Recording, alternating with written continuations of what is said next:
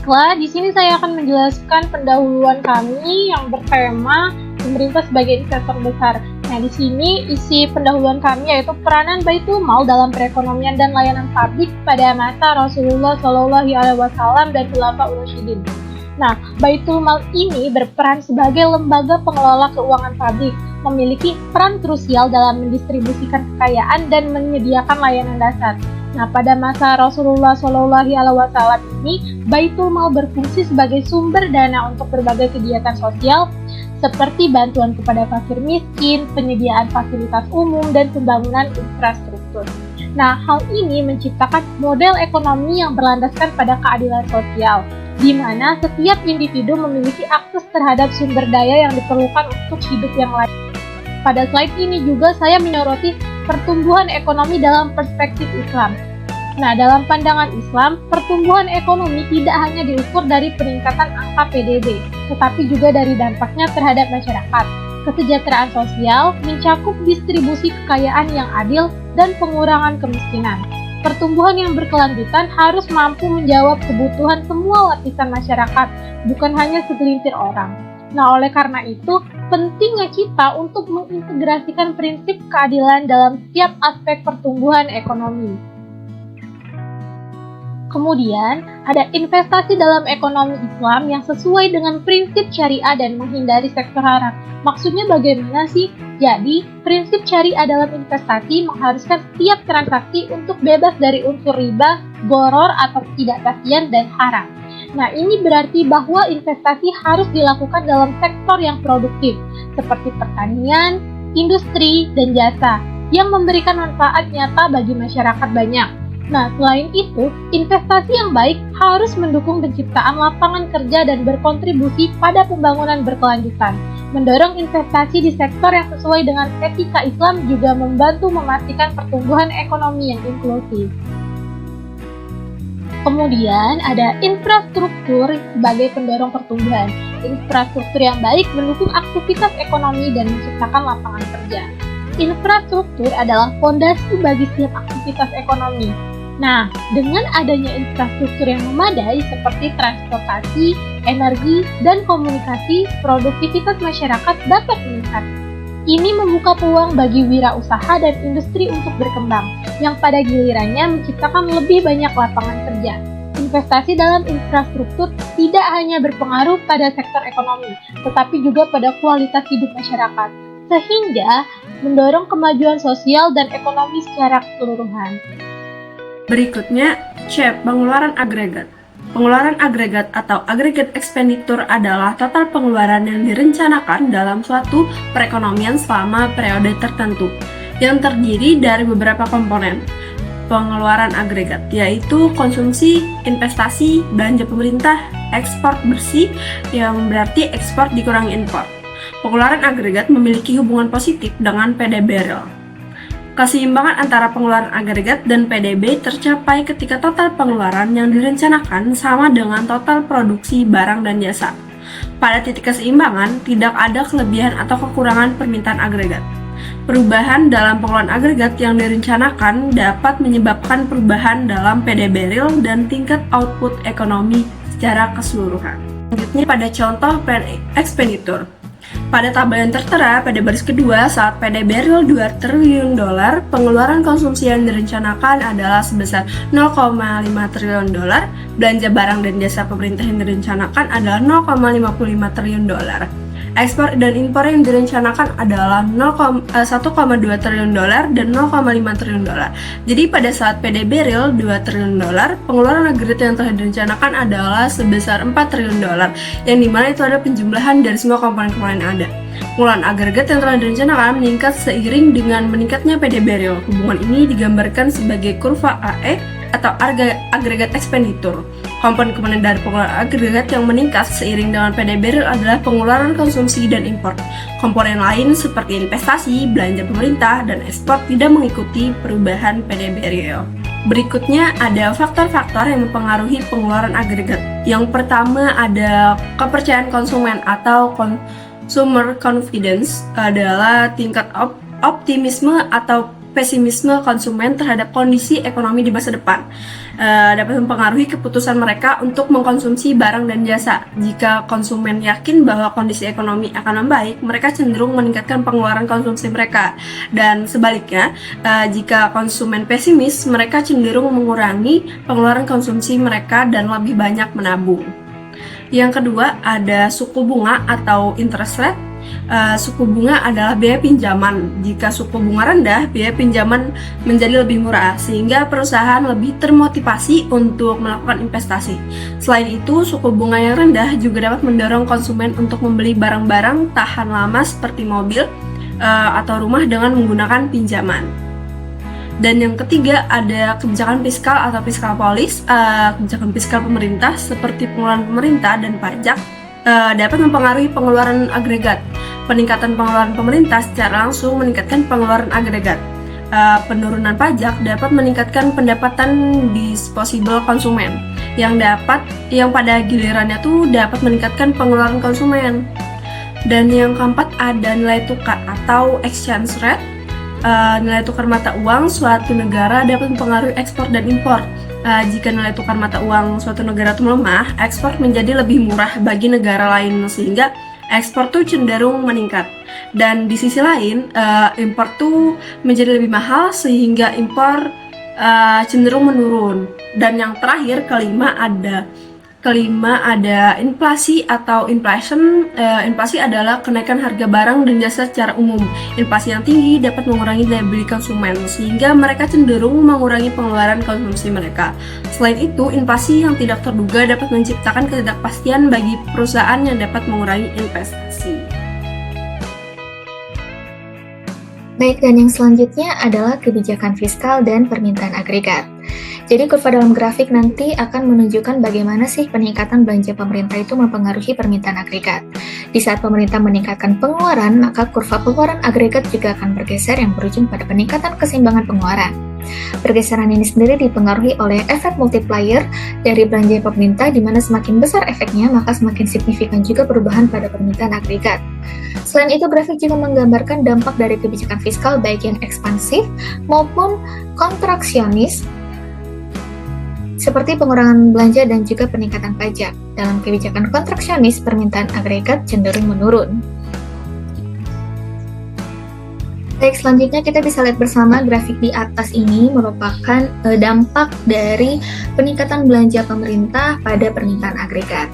Jadi, kurva pengeluaran agregat sendiri itu ditunjukkan oleh kurva AE0 pada bagian A, dan kurva permintaan agregat itu ditunjukkan oleh kurva AD pada bagian B. Jadi, grafik di atas ini menunjukkan tingkat harga yang semula berada pada nilai 130, PDB realnya 6 triliun, dan perekonomian berada pada titik A, itu berubah. Jadi, misalkan belanja pemerintah itu meningkat sebesar 0,5 triliun pada tingkat nilai 130. Maka, kurva pengeluaran agregat itu bergeser ke atas menjadi AE1. Sehingga kurva memotong garis 45 derajat pada keseimbangan pengeluaran dengan nilai 8 triliun di titik B. Nilai ini merupakan jumlah agregat dari barang dan jasa yang diinginkan pada tingkat harga 130 seperti yang ditunjukkan oleh titik B pada grafik. Titik B yang terletak di sepanjang garis permintaan agregat baru itu adalah pergeseran dari permintaan agregat awal atau ADM0. Cara pergeseran AD1 ke AD2 sendiri itu ditentukan oleh multiplier effect yang berasal dari belanja pemerintah tadi. Semakin besar efek multipliernya, maka semakin besar juga pergeseran pada kurva permintaan agregat. Pada contoh yang diberikan, peningkatan 0,5 triliun itu dengan MPC-nya itu sebesar 3/4, maka efek brutonya itu sebesar 4. Sehingga peningkatan sebesar 0,5 triliun itu menghasilkan 2 triliun pada jumlah agregat dari barang dan jasa yang diinginkan pada tiap tingkat harga, yang berarti jarak pergeseran AD0 ke AD1 itu adalah sebesar 2 triliun. Dampak yang sama juga ditujukan pada grafik di atas, di mana timbul tiap kebijakan fiskal yang ekspansif. Dan dalam kasus ini, prosesnya adalah dari titik B bergeser ke titik A, di mana tiap grafik dan permintaan agregat itu berkurang dari AD1 ke AD2. keseimbangan produk domestik bruto atau PDB, dan tingkat harga dalam jangka pendek.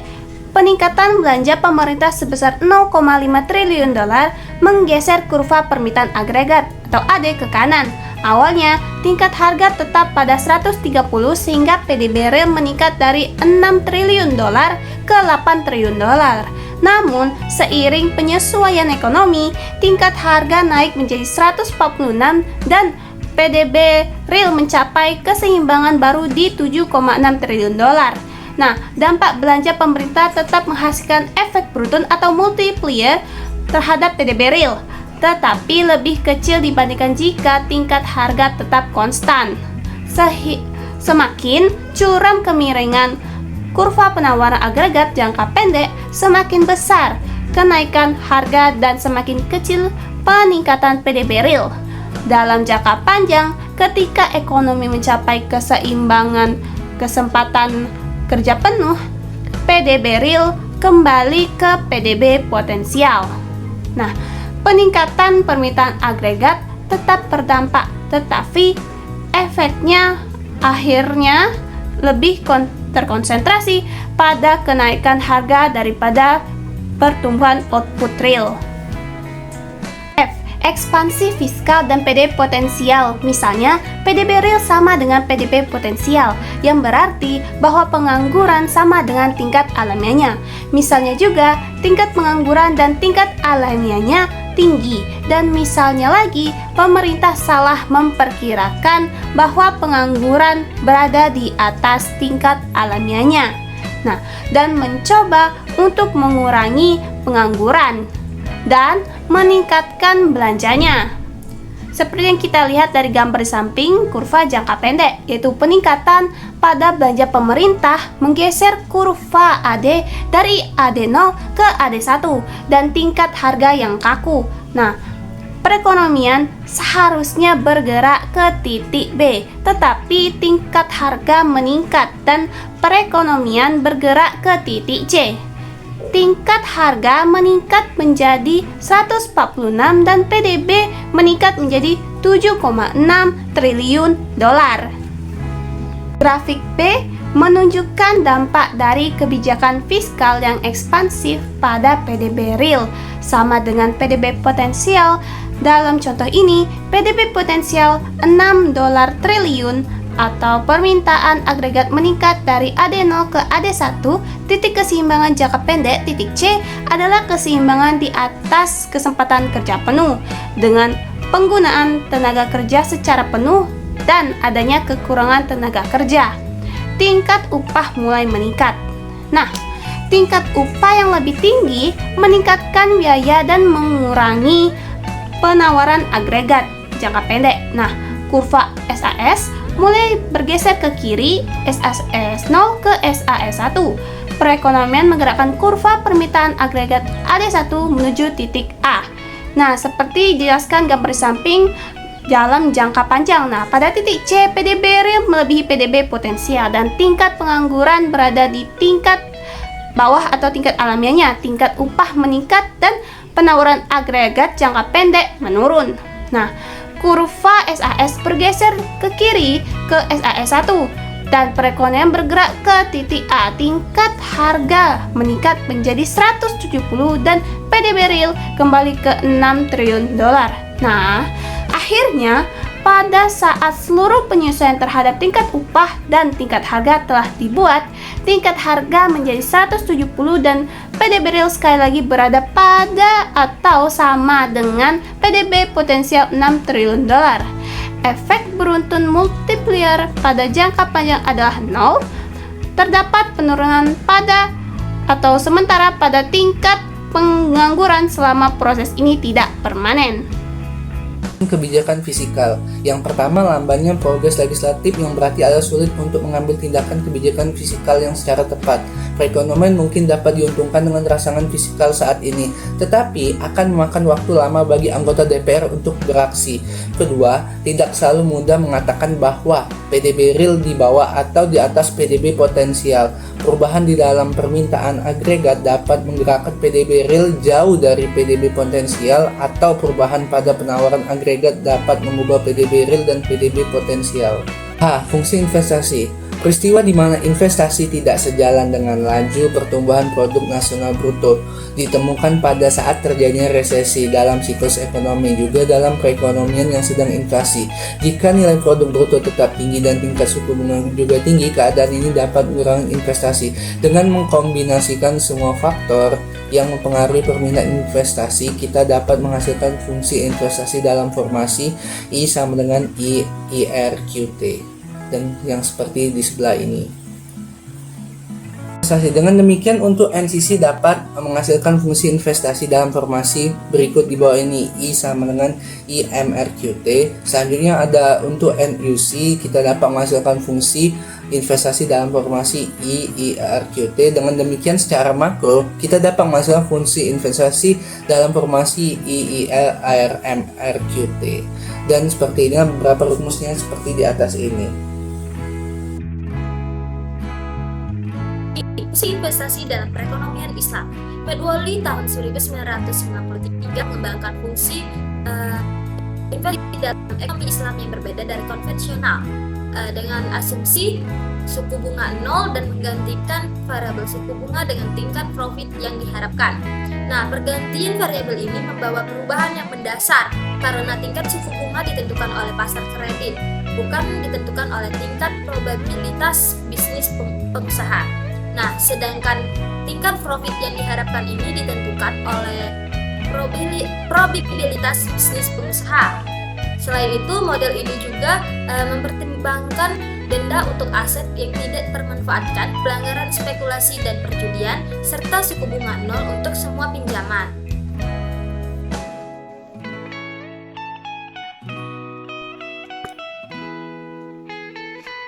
Para investor atau penabung muslim dapat memilih 3 alternatif untuk memanfaatkan dananya. Yang pertama, memegang dananya dalam bentuk tunai. Yang kedua itu memegang dananya dalam bentuk aset-aset yang tidak menghasilkan pendapatan. Contohnya deposito bank, pinjaman, properti, perhiasan. Dan C itu berinvestasi.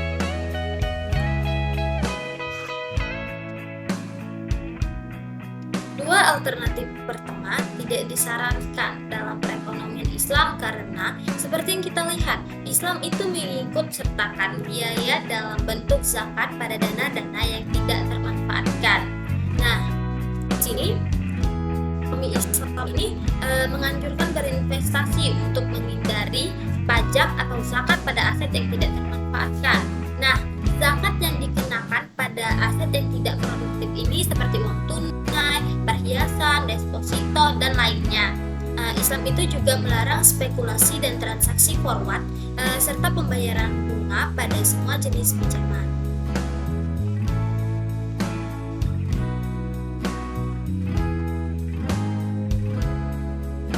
Model fungsi investasi Medwali. Himpunan kosong dari R, ZA, ZP, mu, dan R sama dengan R, buka kurung ST per SF, tutup kurung. Nah, menurut persamaan di atas, permintaan investasi dalam ekonomi Islam akan meningkat jika yang pertama, tingkat harapan akan tingkat keuntungan meningkat. Yang kedua, tingkat atau besaran iuran pada aset-aset yang tidak.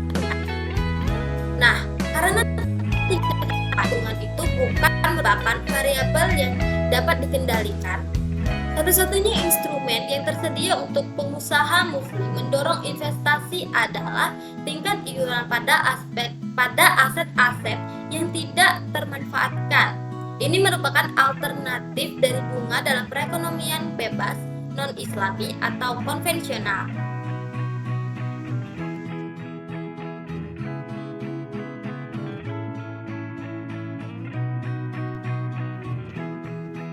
Jadi, membangun infrastruktur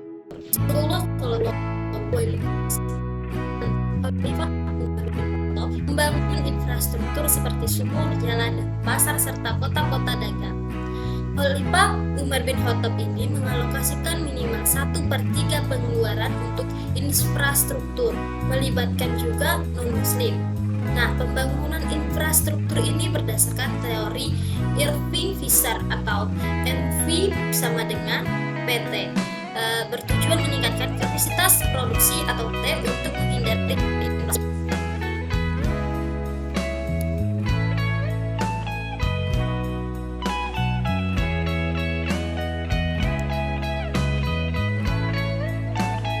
Apabila T dalam kondisi full capacity dengan naiknya M, maka P akan naik dan seluruh kenaikan M itu sepenuhnya diakomodasikan oleh kenaikan P atau inflasi. Secara grafis dapat diperhatikan ilustrasi grafik 14.4. Nah, keadaan ini tuh dikenal dengan nama stagflasi atau stagnation inflation. Nah, di mana kenaikan permintaan agregat ini hanya akan mengakibatkan kenaikan tingkat harga atau P dan tidak pada pendapatan nasional atau Y, karena perekonomian ini sudah mencapai kondisi full capacity atau full employment. Nah, maka dari itu pemerintah itu harus membelanjakan anggarannya untuk investasi infrastruktur publik dan menciptakan kondisi yang kondusif agar masyarakat mau berinvestasi untuk hal-hal yang produktif, sehingga pada penawaran agregat atau AS itu akan bergeser ekspansif. Seperti ilustrasi di samping, tampak dari pergeseran AS1 ke AS2 dan selanjutnya AS ke AS3. Nah, jika diperhatikan ilustrasi tersebut, maka akan tampak bahwa kenaikan AS dari AS1 ke AS2 itu akan menyebabkan pendapatan nasional itu meningkat dari YF ke Y3, tetapi tingkat harga itu